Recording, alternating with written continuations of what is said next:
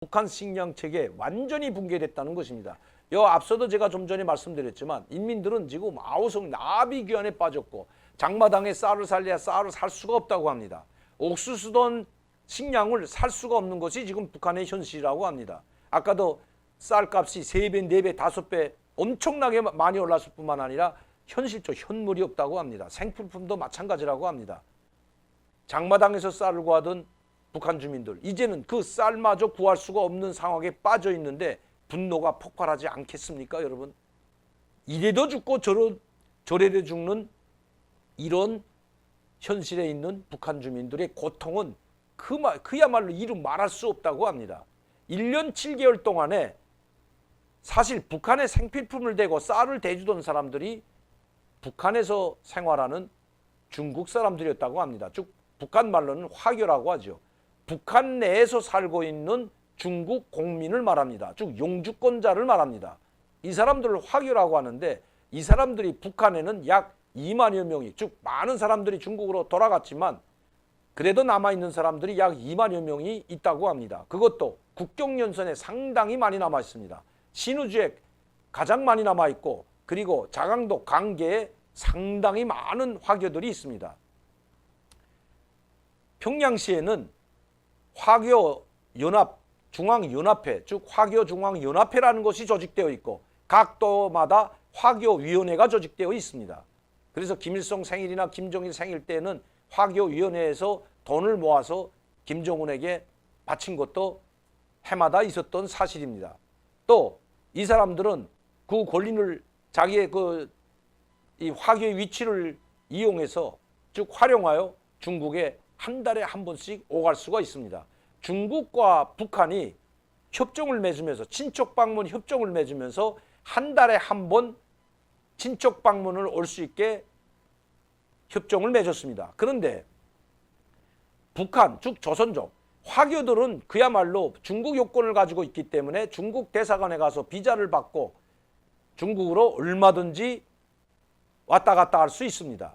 즉 중국 대사관에서 화교들에 대한 비자를 내줍니다. 그러면 이 1년짜리 비자를 가지고 한 달에 한 번 자유롭게 드나들 수 있는 권한을 가졌고 물건도 한 사람당 한 차 분량을 가지고 북한에 들어올 수 있는 협정도 맺어져 있습니다.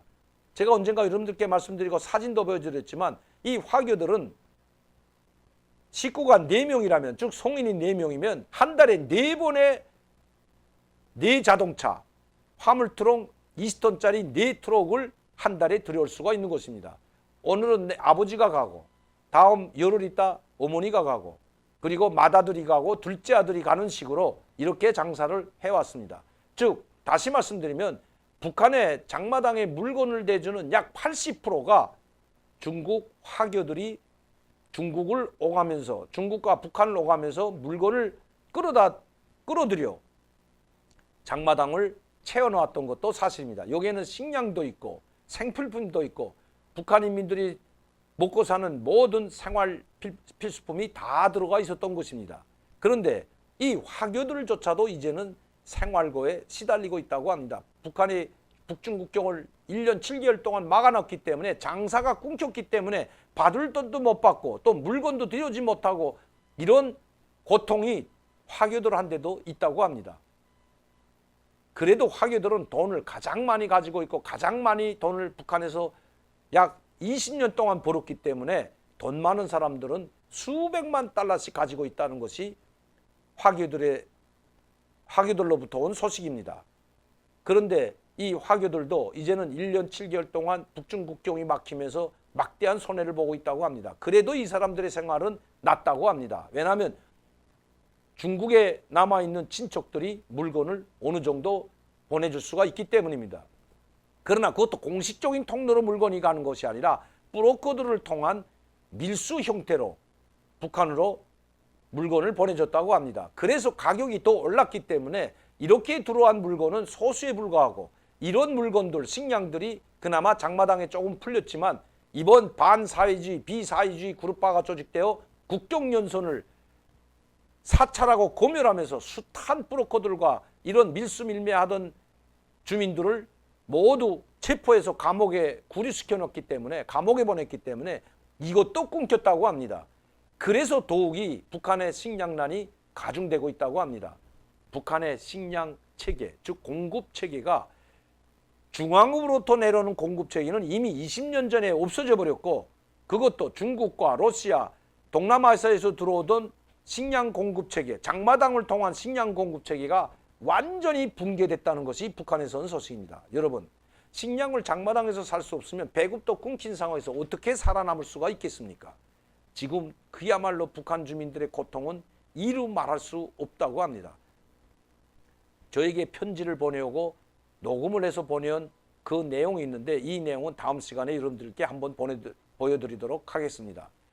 그만큼 지금 북한 주민들의 고통이 반사회주의, 비사회주의 그룹화가 조직된 이후에 더 날로 심화됐다는 것입니다. 그리고 북한 주민들이 이렇게 어려운데도 이번에 북한에서는 실탄 사격 훈련이 있었는데, 인민군 부대들이 이 하계 훈련이라고 하는 훈련을 할 때 그 부대가 지나가되면 그 마을, 북한 농촌 마을은 초토화가 된다는 것은 옛날에도 있었지만 지금은 점점 더 심화되었다고 합니다. 아마 그 책임도 박정천과 이병철이 진 것 같습니다. 코로나19 상황에 인민들의 생활을 안정시킬 대신 오히려 인민군 부대들이 약탈자로 돌변하여 이 인민군 부대들이 훈련을 하면서 지나간 마을은 나만 아는 것이 깡그리 하나도 없다고 합니다. 울타리까지 나무까지 뜯어다가 불을 떼고, 콩밭에 콩을 심고, 그리고 감자를 심은 그 감자 콩까지 파가는 것이 바로 인민군 부대들이라고 합니다. 그야말로 아비규환이 아닐 수 없습니다. 이 부대들이 한 번 지나가면, 인민군 부대들이 한 번 지나가면 집에서 인민들이 소중하게 기리던 닭, 집짐승, 닭과 개가, 돼지를 비롯한 이 집짐승들이 하나도 남아나지 못한다고 합니다. 야, 정말 약탈자가 따로 없다고 합니다. 아마 이것이 중대 사건인지도 모릅니다. 아마 이것을 조영원이 김정은에 보고해서 이병철과 박정천의 목을 친지도 모른다는 것이 북한에서 온 소식입니다. 지금 인민들은, 그야말로 북한 주민들은 하루하루 먹고 살기가 너무 힘들어서 이미 산에 풀뿌리란 풀뿌리는, 먹을 수 있는 풀뿌리는 다 캐먹었다고 합니다. 오죽했으면 자기들이 심어놓은 콩과 옥수, 감자까지, 씨앗까지도 캐먹고 있다는 것이 북한에서 온 소식입니다. 오죽했으면 자기들이 농장에다 심어놓은 콩을 다 골라서 다시 판에다, 밤에는, 낮에는 심고 밤에는 콩을 뽑아다가 그것으로 연명을 하는 지경에까지 이르렀겠습니까? 이렇게 힘든 북한, 오죽했으면 김정은이 군수물자, 즉 군부대 식량 창고를 털어서라도 인민들에게 공급하라고 특별명령서에 사인까지 했겠습니까? 그 특별명령서에 사인도 박정천과 이병철은 집행하지 않은 것으로 보여집니다. 하물며 인민군 병사들에게도 먹을 것이 없어서 옥수수도 제대로 공급하지 못하는 박정천이나 이병철이 무슨 재간이 있어서 병사들이라도 먹여야 될 식량을 풀어서 인민들에게 주라는 김정은의 명령을 즉각 집행했겠습니까? 할 수가 없다는 것입니다. 군인들도 먹을 것이 없어서 약탈자로 돌변하고, 약탈을 해서라도 먹고 살아남으라고 인민군 지휘관들이 명령 내리고 있다는 것이, 있는 것이 현실인데, 어떻게 박정천이 또 인민군 총참모장으로서 부대 양식을 털어서 주변 인민들에게 나눠주라고 할 수가 있겠느냐 하는 것입니다. 그들도 참 딱가기는 마찬가지인 것 같습니다.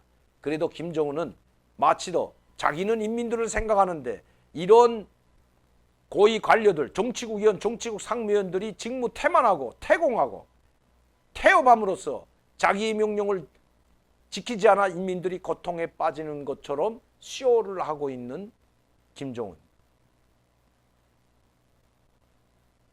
이것이 오늘의 북한의 현실임을 우리는 알아야 할 것입니다.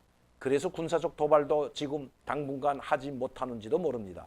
내부가 이렇게, 북한 내부가 이렇게 험한 상황에서 군사적 도발까지 했다가 미국의 압박이 더 심해지게 된다면 그야말로 김정은은 자기 무덤을 자기가 파는 것으로 될 수 있다는 것 아마 생각하고 있는 것 같습니다. 언젠가는 군사적 도발을 하겠지만 지금 북한의 내부 상황을 볼 때 오죽했으면 이병철, 핵무기를 만들고 대륙간 탄도미사일을 만들고 신형 잠수함을 만들어 그 공로로 인민군을 대표하는 최고 수장위까지 오른, 즉 정치국 상무위원까지 오른 이병철을 치지 않으면 안 될 상황까지 왔다는 것. 김정은의 앞날도 그리는 순탄치 않아 보입니다.